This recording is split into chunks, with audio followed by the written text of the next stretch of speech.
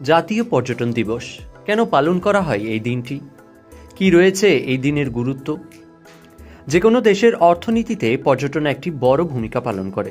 বিদেশ থেকে আগত পর্যটকরা যাতায়াত থেকে শুরু করে হোটেল, রেস্তোরাঁ এবং পর্যটন স্থানের টিকিট সবকিছুতেই অর্থ ব্যয় করে, যার কারণে রাজস্ব বৃদ্ধি পায়।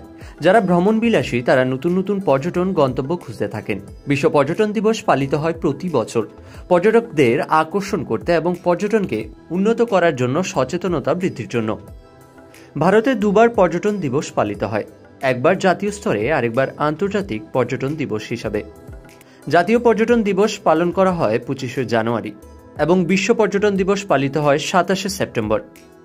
স্বাধীনতার পরের বছর থেকেই অর্থাৎ 1948 সালে ভারতে পর্যটন দিবস পালন করা শুরু হয়।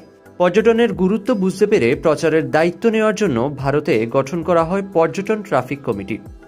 কমিটি গঠনের 3 বছর পর 1951 সালে কলকাতা ও চেন্নাইতে শুরু হয় পর্যটন দিবসের আঞ্চলিক কার্যালয়। পরবর্তীতে দিল্লি, মুম্বাই এবং কলকাতায় পর্যটন অফিসও নির্মিত করা হয়।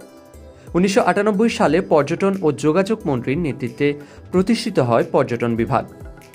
শেষ করার আগে একটু জানাবো কেন আমরা বিশ্ব পর্যটন দিবস পালন করে থাকি।